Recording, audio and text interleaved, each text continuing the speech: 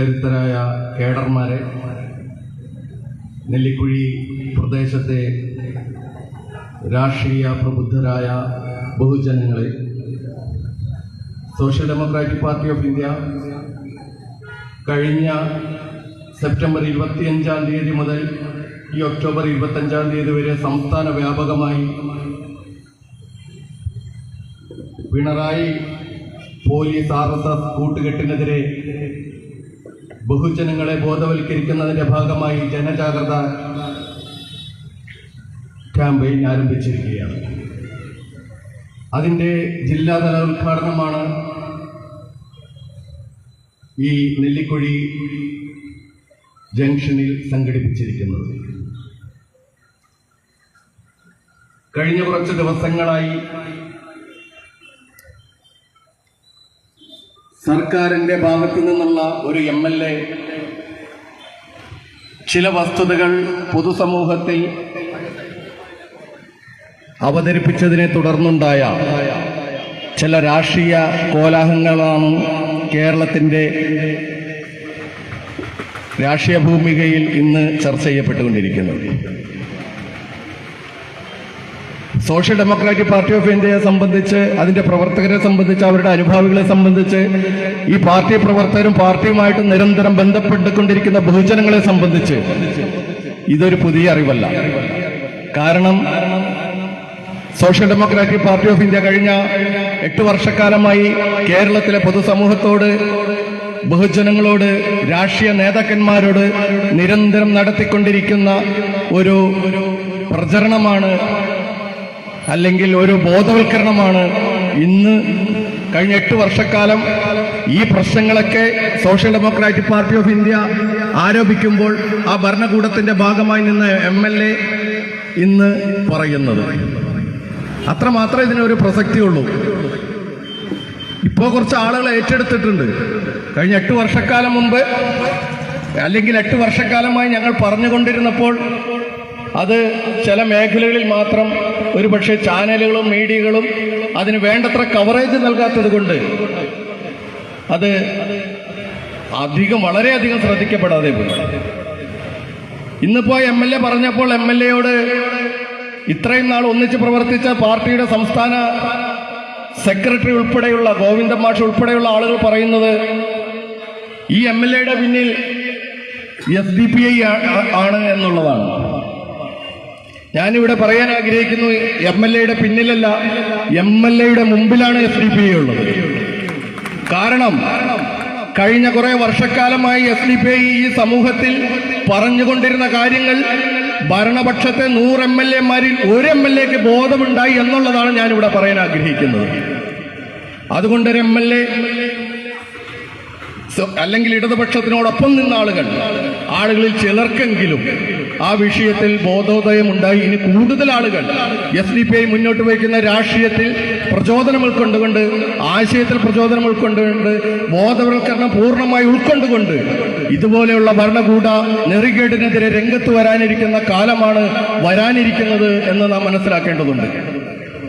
അതുപോലെ തന്നെ ഈ MLAയും അതല്ലെങ്കിൽ മറ്റു പല ആളുകളും ചൂണ്ടുന്നത് CPMന്റെ പൊളിറ്റിക്കൽ സെക്രട്ടറി, അല്ലെങ്കിൽ സർക്കാരിന്റെ പൊളിറ്റിക്കൽ സെക്രട്ടറി, സംസ്ഥാന സമിതി അംഗമായ P. ശശിയെയാണ്. നമ്മളൊരു കാര്യം മനസ്സിലാക്കേണ്ടതുണ്ട്. 1996 EK നയനാരുടെ പൊളിറ്റിക്കൽ സെക്രട്ടറിയായി 2001 വരെ അദ്ദേഹത്തിന്റെ ഈ ആഭ്യന്തര വകുപ്പ് അദ്ദേഹത്തിന്റെ ഒരു അധികാര കേന്ദ്രമായി നിർവഹിച്ചുകൊണ്ടിരുന്നു. 2011 കേരളത്തിലെ ഏറ്റവും ശക്തമായ CPMന്റെ ജില്ലയായ കണ്ണൂർ ജില്ലയുടെ സെക്രട്ടറി ആയിരിക്കുമ്പോൾ ലൈംഗിക ആരോപണത്തിന്റെ പേരിലല്ല, ലൈംഗിക അതിക്രമത്തിന്റെ പേരിൽ ഈ P. ശശി പാർട്ടിയിൽ നിന്ന് സസ്പെൻഡ് ചെയ്യപ്പെടുകയല്ല ചെയ്തത്, പുറത്താക്കപ്പെടുകയാണ് ചെയ്തത്. അതിനുശേഷം കഴിഞ്ഞ 10 വർഷക്കാലം ഈ ശശിയെക്കുറിച്ച് നമ്മൾ കേട്ടിട്ടില്ല. ഈ ശശി ആരുടെ വക്താവായിട്ടാണ് അദ്ദേഹത്തിന്റെ രാഷ്ട്രീയ ഭൂമികയിൽ അല്ലെങ്കിൽ കേരളത്തിൽ പ്രവർത്തിച്ചുകൊണ്ടിരുന്നത് എന്ന് നമുക്കറിയില്ല. പിണറായി സർക്കാരിന്റെ തുടക്കത്തിൽ ബെഹ്റ എന്ന ഒരു RSS സഹയാത്രികനെ ഗുജറാത്തിൽ മോഡിയെയും അമിത്ഷായെയും സഹായിച്ചുകൊണ്ടിരുന്ന ബെഹ്റയെ ഇടതുപക്ഷ സർക്കാർ DGP ആക്കി. അന്നും ഞങ്ങൾ ഇത് പറഞ്ഞു. അതിനുശേഷം ശ്രീവാസ്തവയെ പൊളിറ്റിക്കൽ സെക്രട്ടറിയാക്കി. അന്നും സിറാജുൻ നസയെ വെടിവെച്ച് കൊല്ലാൻ ഉത്തരവിട്ട രമൺ ശ്രീവാസ്തവയെ പൊളിറ്റിക്കൽ സെക്രട്ടറി അല്ലെങ്കിൽ ഉപദേഷ്ടാവാക്കിയതിനെതിരെ social democratic party of India രംഗത്ത് വന്നു. അതിനുശേഷമാണ് ഈ ആഭ്യന്തര വകുപ്പ് ഭരിക്കുന്നതിനു വേണ്ടി പി ശശിയെ നിയോഗിക്കുന്നത്. ആരാണ് പി ശശി? കഴിഞ്ഞ 10 വർഷം ഇദ്ദേഹം എവിടെയാണെന്ന് അറിയില്ല. ഇദ്ദേഹം CPM-ന്റെ കൂടെയാണോ UDF-ന്റെ കൂടെയാണോ RSS-ന്റെ സ്ലീപ്പർ സെല്ലിന്റെ ഭാഗമായി പ്രവർത്തിക്കുന്നുണ്ടോ എന്ന് നമുക്കറിയില്ല. ഈ രാഷ്ട്രീയ കേരളത്തിനും അറിയില്ല. അങ്ങനെ ഒരാളെ സാധാരണഗതിയിൽ CPM-ന്റെ പാർട്ടിയിൽ നിന്ന് പടിയടച്ച് പിണ്ടം വെച്ചവരുടെ ഗതികേട് TP ചന്ദ്രശേഖരന്റെ ഗതിയാണ് ഉണ്ടാവേണ്ടത്. പക്ഷെ വീണ്ടും കുറച്ചു നാളുകൾക്ക് മുമ്പ് വളരെ അപ്രതീക്ഷിതമായി ഒരു ഘടകത്തിലും ഇല്ലാതിരുന്ന ആളെ പെട്ടെന്ന് ഒരു സംസ്ഥാന സമിതിയിലേക്ക് പേര് നിർദ്ദേശിക്കപ്പെടുകയാണ് ഉണ്ടായത്. അതില് പിണറായി വിജയന്റെ വളരെ ശക്തമായ ഇടപെടലുണ്ടായി എന്ന് അന്നും ഇന്നും എപ്പോഴും വാർത്തകളിലൂടെ നാം മനസ്സിലാക്കിക്കൊണ്ടിരിക്കുന്നു. അപ്പൊ കഴിഞ്ഞ 10 വർഷക്കാലം പി ശശി എവിടെയായിരുന്നു? എനിക്ക് പറയുവാനുള്ളത്, കഴിഞ്ഞ 10 വർഷക്കാലം പി ശശി ഒരു പക്ഷേ RSS-ന് വേണ്ടിയിട്ട് അല്ലെങ്കിൽ RSS-കാരുടെ ഒരു കയ്യാളായി ഈ സംസ്ഥാന സമിതിയിലും അല്ലെങ്കിൽ CPM-നെ തകർക്കുന്നതിനും CPM-ന്റെ യഥാർത്ഥ സഖാക്കൾക്കെതിരെ പ്രവർത്തിക്കുന്നതിനും ഈ ഭരണസിരാകേന്ദ്രത്തിൽ കയറിപ്പറ്റുന്നതിന് വേണ്ടിയിട്ടുള്ള പരിശ്രമത്തിലായിരുന്നു. ഇനി ഒരു കാര്യമാണ് നമുക്കറിയേണ്ടത്. പി ശശിയെ പൊളിറ്റിക്കൽ സെക്രട്ടറിയായിട്ട് നിയോഗിച്ചത് RSS ആണോ അതല്ല പിണറായി വിജയൻ RSS-ന്റെ നിർദ്ദേശപ്രകാരം പിണറായി വിജയനാണോ എന്ന് മാത്രമേ അറിയേണ്ടതുള്ളൂ. കാരണം പി ശശി ഇപ്പോഴും മിണ്ടുന്നില്ല. ഒരു വക്കീൽ നോട്ടീസ് അയച്ചിട്ട് മിണ്ടാതിരിക്കുകയാണ്. RSS പൊതുവെ അങ്ങനെയാണല്ലോ.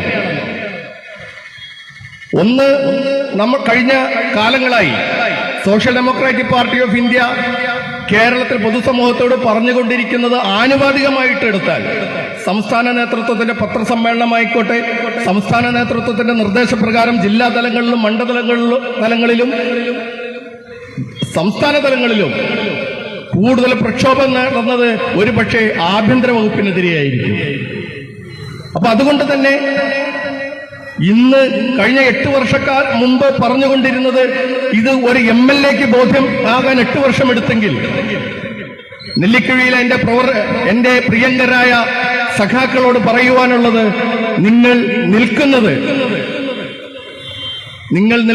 അപകടകരമായ ഒരു ഘടകത്തിൽ അല്ലെങ്കിൽ ഒരു പാർട്ടിയിലാണ്. ഈ വിഭാഗം ന്യൂനപക്ഷങ്ങൾ ഇവിടെ ക്രൂരമായി പിശാചുവൽക്കരിക്കുമ്പോൾ അല്ലെങ്കിൽ ആക്രമിക്കപ്പെടുമ്പോൾ കേരളത്തിലെ ഏറ്റവും വലിയ ഹിന്ദുത്വ പാർട്ടി എന്ന് രാഷ്ട്രീയ ലോകം പറയുന്ന CPM-ന്റെ ഒപ്പം നിൽക്കാതെ കാലങ്ങൾക്ക് മുമ്പേ വരാനിരിക്കുന്ന കാര്യങ്ങൾ പറഞ്ഞുകൊണ്ട് ഒരു ആശയത്തിലൂന്നി പ്രവർത്തിക്കുന്ന സോഷ്യൽ ഡെമോക്രാറ്റിക് പാർട്ടി ഓഫ് ഇന്ത്യയുടെ ഒപ്പം നിന്നുകൊണ്ട് ഈ രാഷ്ട്രീയ നെറുകേടുകൾക്കെതിരെയും സംഘപരിവാരത്തിന്റെ നുഴഞ്ഞുകയറ്റത്തിനെതിരെയും ഈ CPM-ന്റെ ന്യൂനപക്ഷ വിരുദ്ധ സമീപനങ്ങൾക്കെതിരെയും അതിശക്തമായി പ്രതികരിക്കാൻ സോഷ്യൽ ഡെമോക്രാറ്റിക് പാർട്ടി ഓഫ് ഇന്ത്യയിലേക്ക് വരണമെന്നും ഈ പതാക നിങ്ങൾ കയ്യിലേന്തണമെന്നും ആവശ്യപ്പെട്ടുകൊണ്ട് ആഹ്വാനം ചെയ്തുകൊണ്ട് സോഷ്യൽ ഡെമോക്രാറ്റിക് പാർട്ടി ഓഫ് ഇന്ത്യയുടെ എറണാകുളം ജില്ലാ കമ്മിറ്റി സംഘടിപ്പിച്ച ഈ ജനജാഗ്രത ക്യാമ്പയിന്റെ ജില്ലാതല ഉദ്ഘാടനം നിർവഹിക്കുന്നതിന് വേണ്ടി പാർട്ടിയുടെ ആദരണീയനായ സംസ്ഥാന പ്രസിഡന്റ് മൂവാറ്റുപുഴ അഷമൗലയെ ക്ഷണിച്ചുകൊണ്ട് അവസാനിപ്പിക്കുന്നു. ജയ് ഹിന്ദ്, ജയ് CPM.